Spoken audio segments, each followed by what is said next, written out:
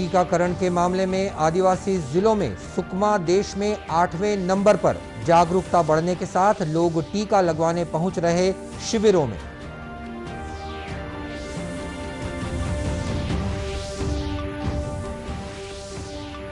स्वास्थ्य मंत्री टीएस सिंहदेव के निर्देश के बाद नर्सिंग परीक्षाओं की तिथि घोषित। अंबेडकर अस्पताल में सुविधाएं बढ़ाने देंगे 37 करोड़ रुपए।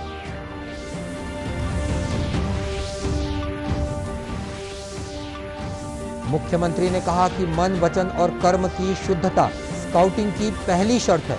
भारत स्काउट्स और गाइड के पदाधिकारियों को दिलाई शपथ।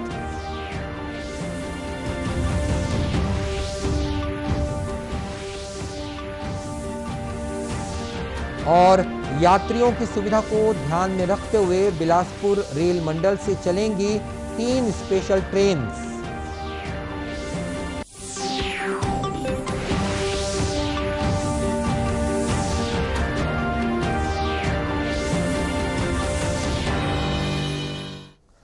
नमस्कार, आप देख रहे हैं दूरदर्शन समाचार। मैं हूं मनीष अहलूवालिया और अब समाचार विस्तार से।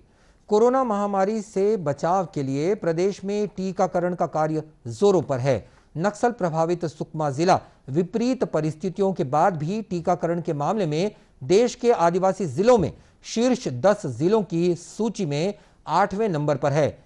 इस सूची में शीर्ष पर लद्दाख का लेह और अरुणाचल प्रदेश का तवांग जिला अंतिम स्थान पर है।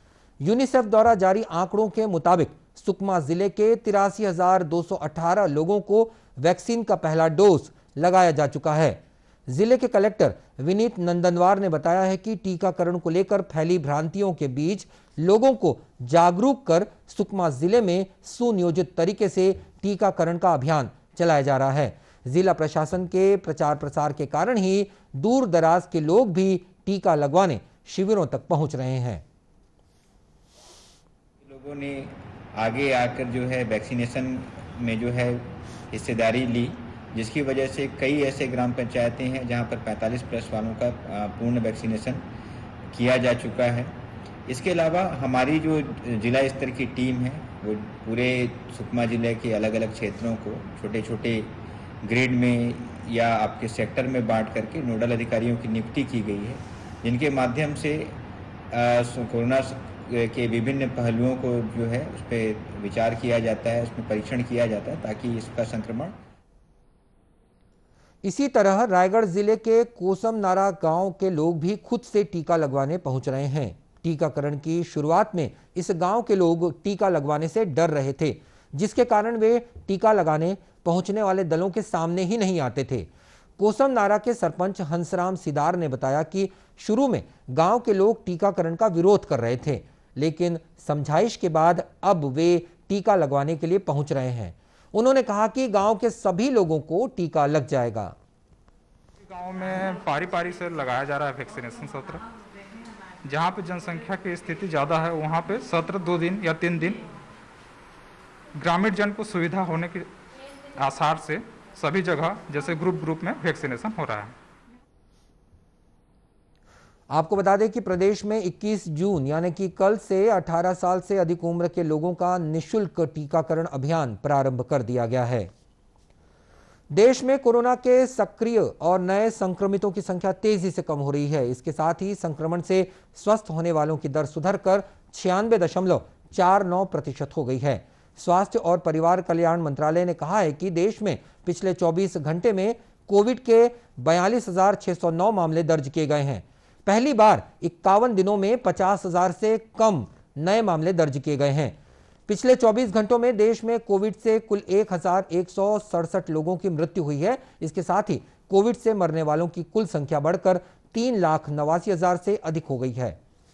मंत्रालय ने बताया कि पिछले 24 घंटों के दौरान कोविड के सक्रिय मामलों में 40,000 से अधिक की कमी आई है। वर्तमान में कुल पॉजिटिव मामलों में सक्रिय मामलों की संख्या 2.21% ही रह गई है और ये लगातार घट भी रही है। मंत्रालय के मुताबिक इस समय देश में कोविड के कुल 6,62,000 से ज्यादा सक्रिय मामले हैं। देश में साप्ताहिक और दैनिक स्तर पर भी पॉजिटिव मामलों की दर में गिरावट का रुझान देखा जा रहा है। साप्ताहिक स्तर पर पॉजिटिव मामलों की वर्तमान दर 3.21% है और दैनिक स्तर पर यह 2.65% है। यह लगातार 15वां दिन है जब देश में दैनिक पॉजिटिव मामले 5% से नीचे दर्ज किए गए हैं। इधर छत्तीसगढ़ में भी संक्रमित मरीजों की संख्या लगातार कम हो रही है। प्रदेश में वर्तमान में पॉजिटिविटी दर 1.2% है। प्रदेश में पिछले 24 घंटे के भीतर 496 नए संक्रमित मरीजों की पहचान की गई है। इस तरह प्रदेश में कुल संक्रमित मरीजों की संख्या 9,91,171 हो गई है, जबकि इनमें से 9,69,212 मरीज स्वस्थ हो चुके हैं। प्रदेश में वर्तमान में कुल सक्रिय मरीजों की संख्या 8,564 हो गई है। वहीं प्रदेश में अब तक कुल 1 करोड़ सैंपल्स की जांच भी हो चुकी है।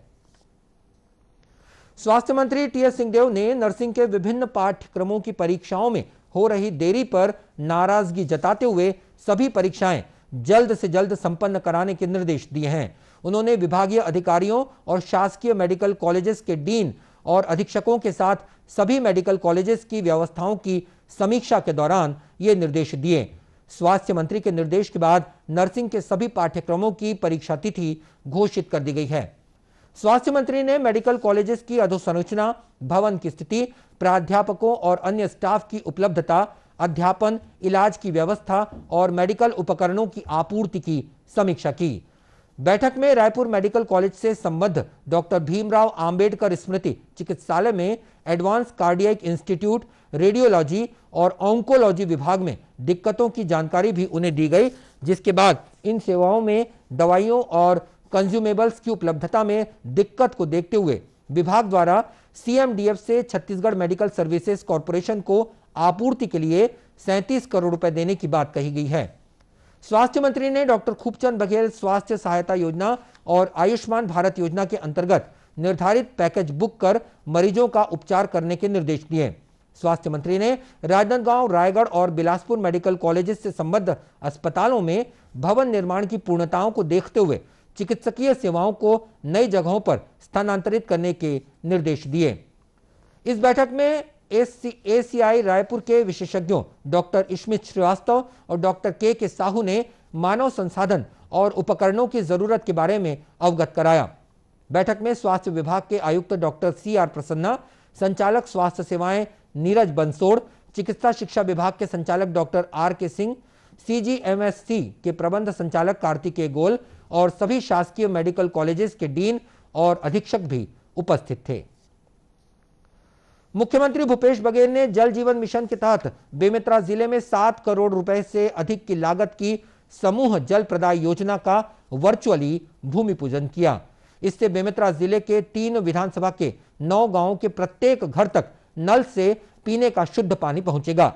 क्षेत्र के विधायक और संसदीय सचिव गुरुदयाल सिंह बंजारे ने कहा है कि जल जीवन मिशन के माध्यम से लोगों को उनके घर तक नल से पानी पहुंचाया जाएगा। इस महत्वपूर्ण योजना से जल संकट की समस्या दूर होगी और लोगों को अपने घर पर ही पानी आसानी से मिल जाएगा। लगभग 8 करोड़ के भूमि पूजन का आयोजन किया गया था। इसके माध्यम से हर गांव को मीठे जल पहुंचाना और हर घर में नल पहुंचाने की योजना है। और आज जल जीवन मिशन के रथ रवाना किया गया है, जो गांव तक जाके आम जन तक ये संदेश पहुंचाएगा कि हर गांव में सरकार की योजना है कि हर गांव के घर को मीठे जल से जोड़ा जाए और हर घर में नल।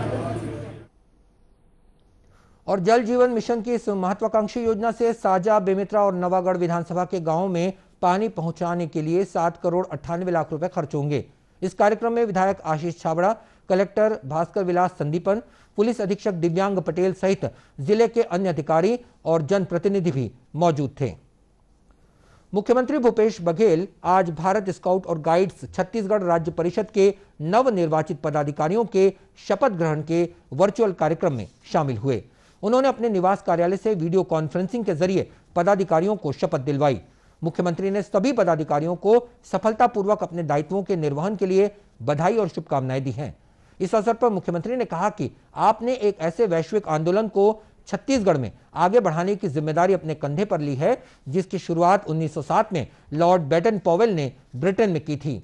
उन्होंने कहा कि स्काउटिंग व्यक्ति के चरित्र निर्माण का आंदोलन है जो बच्चों को मानवीय मूल्यों से संस्कारित करता है। स्काउटिंग के महत्वपूर्ण सिद्धांतों में से एक सिद्धांत यह है कि स्काउट सबका मित्र होता है, हर स्काउट दूसरे स्काउट का भाई होता है। इस तरह यह सिद्धांत स्काउटिंग को विश्व बंधुत्व से जोड़ देता है। मुख्यमंत्री ने कहा कि स्काउटिंग मितव्ययी होना सिखाती है। मन, वचन और कर्म की शुद्धता स्काउटिंग की पहली शर्त है। उन्होंने कहा कि भारत में यह आंदोलन स्वतंत्रता से पहले ही शुरू हो चुका था। स्वतंत्र भारत में स्काउट और गाइड की स्थापना 7 नवंबर 1950 को पंडित जवाहरलाल नेहरू, मौलाना अबुल कलाम आजाद और मंगलदास पकवासा द्वारा की गई थी। इस वर्चुअल कार्यक्रम में उपाध्यक्ष के रूप में मुख्यमंत्री के सलाहकार राजेश तिवारी, पंकज शर्मा, अटल श्रीवास्तव, कन्हैया अग्रवाल, चंद्र प्रकाश वाजपेयी और महिला उपाध्यक्ष के रूप में देवती कर्मा, शकुंतला साहू, शशि चंद्राकर, अनीता रावटे और ममता राय ने शपथ ली। दुर्ग जिले में डेंगू पर नियंत्रण के लिए प्रभावी रणनीति तैयार की गई है, जिसके तहत जियो टैगिंग जैसी तकनीक के साथ परंपरागत तरीकों से भी डेंगू की रोकथाम की जाएगी।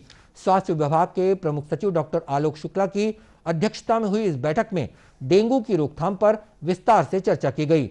जिले के कलेक्टर डॉक्टर सर्वेश्वर नरेंद्र भूरे ने बताया कि डेंगू की रोकथाम के लिए सतत रूप से फॉगिंग और टेलीफोस आदि का वितरण किया जा रहा है। इसके साथ ही गूगल मैपिंग का सहारा भी लिया जाएगा ताकि डेंगू को पनपने से रोका जा सके। कलेक्टर ने बताया कि एएनएम, आंगनवाड़ी कार्यकर्ता और आरोग्य समिति की संयुक्त टीम प्रत्येक वार्ड में हर घर जाकर जन जागरूकता का कार्य कर रही है।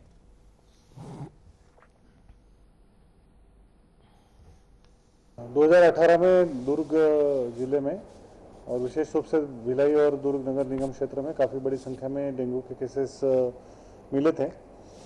एक व्यवस्था बनाई गई है जिसके तहत हम हर घर का सर्वे और टेमीफॉस का वितरण करते हैं। तो अभी आने वाले समय में क्योंकि अभी 2 केसेस अभी जिले में मिले हैं, तो इसके लिए एक विस्तृत कार्य योजना बनी है जिसमें घर घर का सर्वे होगा, टेमीफॉस और इंसेक्टिसाइडल स्प्रे का उपयोग होगा। तो उसके तहत कार्रवाई प्रारंभ कर दी गई। बताया गया है कि ग्रामीण क्षेत्रों में मितानिनों और प्राथमिक स्वास्थ्य केंद्रों के माध्यम से इन कार्यों को क्रियान्वित करने के निर्देश दिए गए। इस संबंध में लगातार मॉनिटरिंग भी की जा रही है। रेल मंडल द्वारा यात्रियों की सुविधा को ध्यान में रखते हुए Bilaspur Rewa express special train का परिचालन शुरू किया जा रहा है। इसी तरह गेवरा इतवारी एक्सप्रेस सह पैसेंजर स्पेशल और Itwari Bilaspur express special train का परिचालन भी 3 जुलाई से शुरू होगा। रेल मंडल के अधिकारियों ने बताया कि गेवरा इतवारी एक्सप्रेस सह पैसेंजर स्पेशल 3 जुलाई से और Itwari Bilaspur express special train 4 जुलाई से प्रतिदिन पटरी पर दौड़ेगी। इसके अलावा बिलासपुर इतवारी 4 जुलाई से प्रतिदिन चलेगी। इस स्पेशल ट्रेन में SLRD 2, सामान्य 4, स्लीपर 11, AC 4 और AC 3 सहित कुल 23 कोच की सुविधाएं उपलब्ध होंगी। दक्षिण पूर्व मध्य रेलवे के मुख्य जनसंपर्क अधिकारी साकेत रंजन ने बताया कि यात्रियों की सुविधाओं और मांग को ध्यान में रखते हुए रेल प्रशासन ने Raipur Korba Raipur express special train चलाने का भी फैसला लिया है। यह ट्रेन 5 जुलाई से सप्ताह में 4 दिन चलेगी। अभी दक्षिण पूर्व मध्य रेलवे की ट्रेनें एवं यहाँ से होकर गुजरने वाली ट्रेनें खासकर बिलासपुर, रायपुर, दुर्ग, नागपुर और इधर कटनी तरफ की ट्रेनें जिनका कि परिचालन रुक सा गया था, अब दोबारा से प्रारंभ हो रही है। इसी तारतम्य में कुछ ट्रेनें चलाई गई हैं। ये सारी ट्रेनें ये स्पेशल ट्रेनों के नाम से ही चलेगी और अभी चल भी रही है। सबसे विशेष बात यह है कि इन ट्रेनों में यात्रियों को कोविड के सारे प्रोटोकॉल पालन करने होंगे, जैसे सोशल डिस्टेंसिंग, हैंड को सैनिटाइजर करना, मास्क लगाना एवं सबसे इम्पॉर्टेंट चीज़ें ये कि जिनके पास कंफर्म टिकट है वही यात्री इन ट्रेनों में सफ़र कर पाएंगे। यात्रियों को सलाह दी जाती है कि वो इन सारे कोविड प्रोटोकॉल का पालन करें एवं जिस राज्य में वो यात्रा कर रहे हैं उस राज्य में कोविड का प्रोटोकॉल क्या है, वहाँ के रूल क्या बनाए गए हैं, उस राज्य के अनुसार उनका प्रोटोकॉल पालन करना पड़ेगा। उल्लेखनीय है कि लॉकडाउन के दौरान ट्रेनों का परिचालन बंद होने के कारण यात्रियों को काफी परेशानियों का सामना करना पड़ रहा है, लेकिन अब ट्रेनों का परिचालन फिर से शुरू होने के बाद यात्रियों को एक बड़ी राहत भी मिलेगी। दूरदर्शन केंद्र रायपुर से प्रसारित होने वाले प्रादेशिक समाचारों को आप YouTube पर भी देख सकते हैं। हमारा YouTube channel Chhattisgarh DD news पर प्रादेशिक समाचार उपलब्ध रहेंगे। YouTube चैनल का लिंक और QR कोड आप स्क्रीन पर देख सकते हैं। अपने एंड्रॉइड फोन से QR कोड स्कैन करके आप छत्तीसगढ़ DD न्यूज़ लिंक पर जा सकते हैं। और इसके अलावा छत्तीसगढ़ DD न्यूज़ फेसबुक और ट्विटर पर भी उपलब्ध है। और इसी के साथ ये समाचार बुलेटिन समाप्त हुआ। नमस्कार।